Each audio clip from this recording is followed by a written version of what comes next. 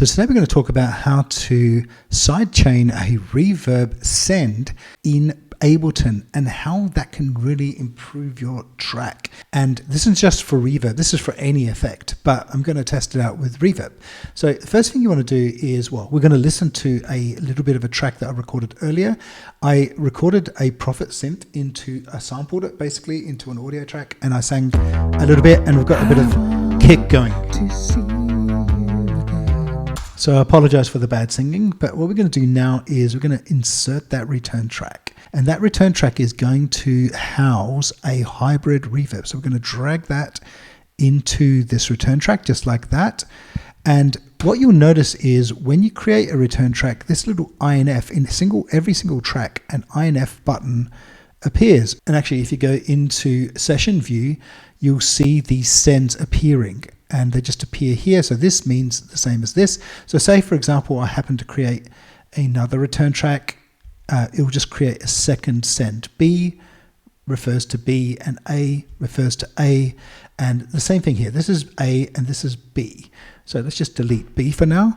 And what we're going to do is we are going to send now that reverb, the volume of that reverb, into the Prophet audio track. So we're going to just solo that and slowly send that in so you can hear it increase in volume.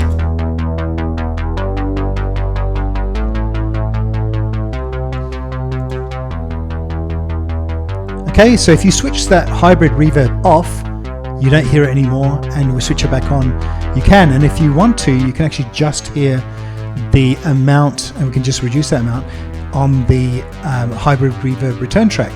And so that's really cool. So say, for example, I sent the hybrid reverb to my voice there, like that. I'm just soloing what's in the hybrid reverb. But it's really being applied to two tracks, okay? And when you click on A for automation, you can actually see in the mixer the hybrid reverb. So if we say added another send there, you can see the second send in the hybrid reverb, and you can actually now go ahead and do some automation on the hybrid reverb. So you could start low and bring it high, or bring it really high, then go low. You can go crazy really. So just take a listen to that.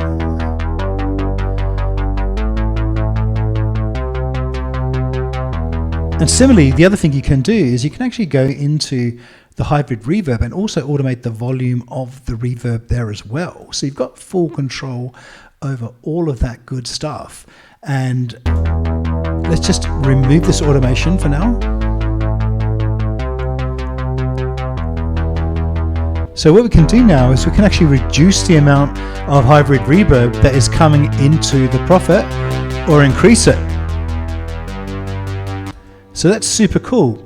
But the other thing that's really good here is you could do loads of things to the reverb to give full control. So for example, you might want to put some really fancy, funky types of plugins in there. So we might put a space modular in there and put a sort of a chorus or a barber pole. Let's do a flanging sound.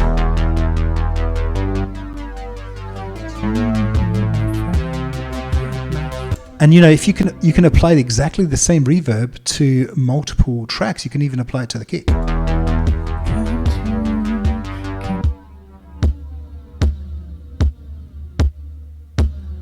So you can apply this to loads of tracks. So in that way, it saves CPU because you're really only using the reverb that's in one, but you're sending to multiple. And then you can do some really good mixing work with it as well. So for example, say you want to add an EQ and take all the bottom end off, which is advisable for any type of reverb. You can say take all of that off and a bit of the top end off. It makes a big difference. Let's just take this off and enable it again.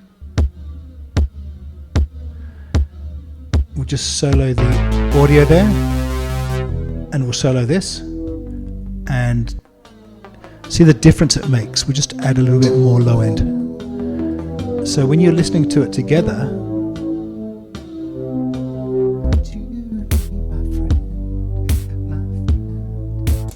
now what's really useful, and the main reason I wanted to do this video, is to show how Sidechain could work on a send and return and send track just like this one. So for example, what we can do now is select a glue compressor.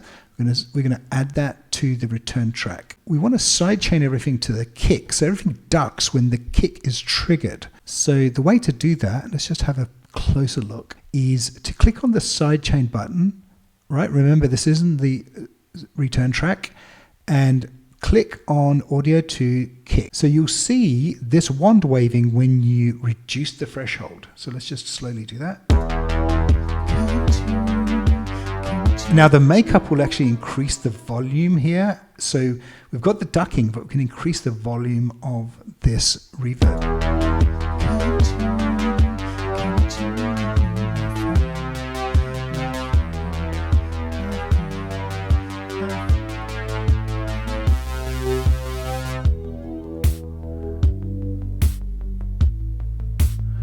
So that's really ducking it now. Now let's just listen to it by itself. You can hear that ducking, right? And that ducking could be more accentuated by reducing the attack and reducing the release. We can increase it if we want to slow down the amount that comes back in.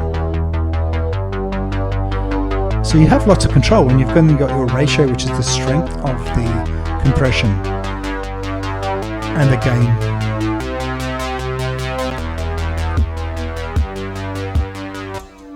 Let's start from the scratch.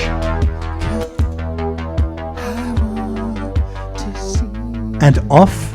So see the difference it can make to the track, just switching it on and off like that.